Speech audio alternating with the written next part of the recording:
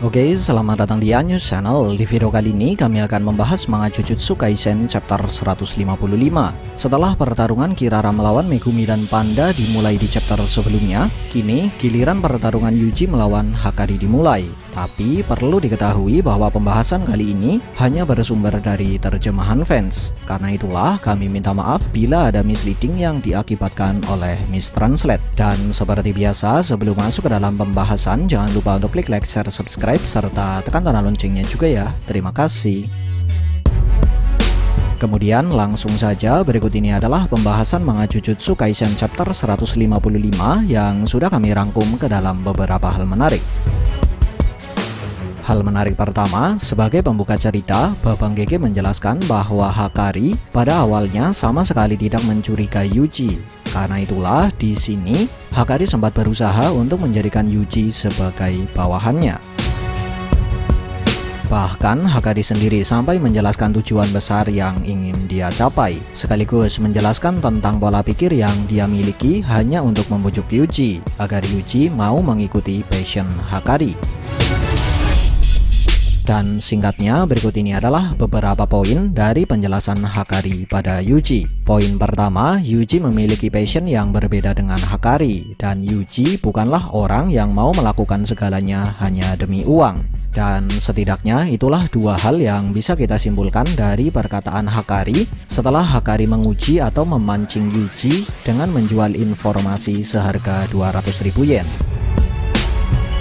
Poin kedua, passion bisa diibaratkan seperti layaknya pisau bermata dua. Karena menurut Hakari, ketika seseorang dibutakan oleh passion yang dia miliki, orang tersebut biasanya akan mengabaikan pemikiran nalarnya dan cenderung mengambil keputusan yang terburu-buru atau keputusan yang tidak mempertimbangkan baik dan buruk. Tapi walaupun demikian, jika seseorang tidak memiliki passion, maka orang tersebut tidak akan bisa berkembang. Bahkan orang tersebut akan kesulitan hanya untuk menyukai atau jatuh cinta pada sesuatu.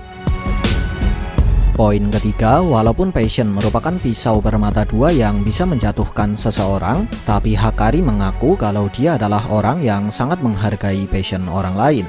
Poin keempat, menurut Hakari, judi adalah sesuatu yang bisa mempermudah seseorang untuk memahami atau bertukar passion secara langsung. Poin kelima, menurut penjelasan Hakari, tidak ada satupun orang yang tidak berjudi, dan apa yang dibenci oleh orang pada umumnya bukanlah perjudian, melainkan kekalahan dan kehancuran yang bisa tercipta akibat perjudian. Poin keenam, orang-orang yang seharusnya tersingkir dan dikucilkan adalah orang-orang yang tidak berani memberikan taruhan yang besar serta tidak tahu kapan dia harus berhenti. Dan sepertinya penjelasan Hakari ini berhubungan dengan para petinggi Jujutsu yang tidak mau mengambil resiko atau tidak mau bertaruh dengan menerima para penyihir Jujutsu seperti Hakari. Poin ketujuh, selain menjelaskan bahwa dia sangat menyukai passion, Hakari juga menjelaskan bahwa baginya passion adalah judi dan judi adalah hidup, lalu cinta dan kasih sayang adalah kontrol. Poin ke-8, tujuan utama Hakari adalah mengontrol dan mengendalikan passion dari negara Jepang, dan dia bisa melakukan hal ini jika Hakari dapat memaksa para petinggi untuk melegalkan bisnis miliknya pada revisi aturan Jujutsu selanjutnya. Dan bagi Hakari, saat ini merupakan waktu yang sempurna agar dia bisa menjalankan rencananya tersebut. Karena saat ini keberadaan roh terkutuk sudah dipublikasikan secara resmi dan markas Jujutsu hampir tidak berfungsi lagi. Kemudian untuk membereskan penghalang yang tersisa, Hakari mengaku membutuhkan seorang bawahan yang mumpuni. Karena itulah dia sangat ingin merekrut Yuji. Kemudian hal menarik kedua, tepat sesaat setelah Hakari selesai mengatakan kalimat terakhir untuk membujuk Yuji, handphone milik Hakari diperlihatkan berdering. Dan uniknya, saat Hakari mengecek HP-nya, dia mendapati bahwa Kirara sudah menelponnya. Padahal di chapter 154, Kirara memang terlihat mengambil HP dari sakunya. Tapi Kirara seharusnya sama sekali tidak memiliki kesempatan untuk menelpon Hakari. Mengapa bisa demikian? Ya, tentu saja karena pertama, Kirara sudah menjatuhkan HP-nya sesaat sebelum dia sempat melihat ke layar HP miliknya.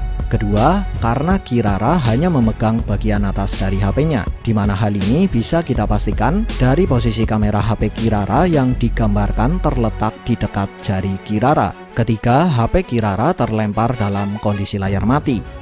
Lalu yang jadi pertanyaan sekarang, bagaimanakah cara Kirara menelpon Hakari dengan kondisi tersebut? Mungkinkah Kirara sudah menggunakan teknik kutukan miliknya untuk menelpon Hakari? Menarik untuk kita nantikan. Sedikit tambahan, pada chapter 154, Megumi sempat diperlihatkan membaca dan menghapus pesan dari Yuji pada pukul 00:58 menit.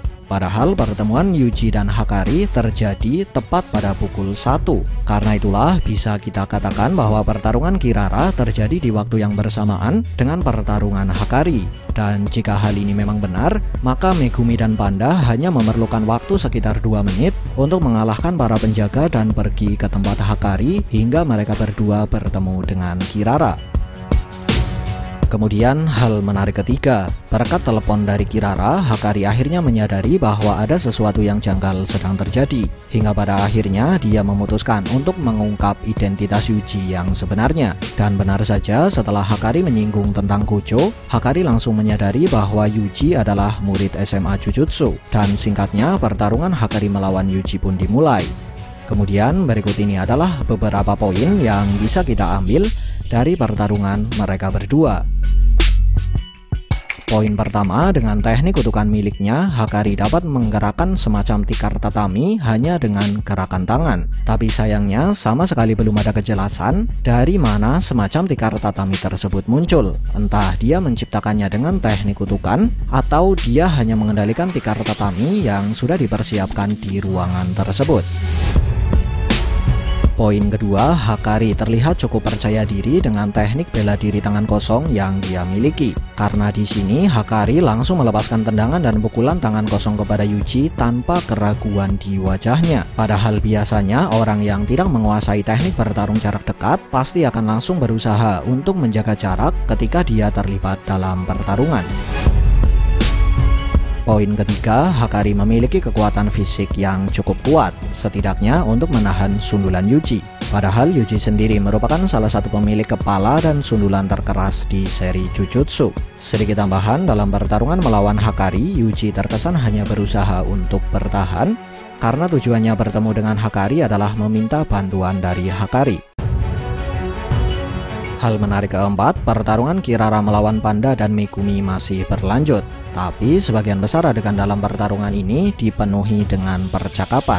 Kemudian berikut ini adalah beberapa poin yang bisa kita ambil dari percakapan mereka. Poin pertama, walaupun Megumi dan Panda sudah menjelaskan bahwa mereka tidak berada di pihak para petinggi Jujutsu, tapi Kirara tetap tidak mau percaya dengan mereka berdua, di mana Kirara sendiri memiliki 3 alasan untuk tidak percaya pada mereka berdua. Alasan pertama, karena sebelumnya para penyihir di SMA Jujutsu tidak mau membantu Hakari dan Kirara di saat mereka berdua memiliki masalah dengan para petinggi. Alasan kedua, Kirara sudah mengetahui kekuatan Gojo, dan baginya fakta Gojo yang sudah disegel merupakan fakta yang cukup sulit untuk diterima.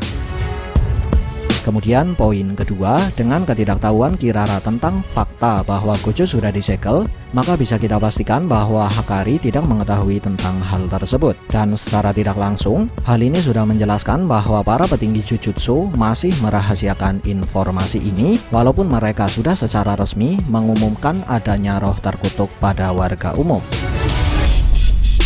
Poin ketiga, ada kemungkinan bahwa teknik kutukan milik Hakari merupakan sebuah teknik kutukan yang bisa dipadukan dengan teknologi modern. Karena Kirara sendiri sudah menjelaskan bahwa masalah utama mereka dengan para petinggi adalah pendapat atau argumen, serta teknik kutukan milik Hakari yang tidak bisa diterima oleh para petinggi. Di mana para petinggi Jujutsu sendiri sangat membenci teknik kutukan yang dipadukan dengan teknologi modern, seperti misalnya kasus video terkutuk.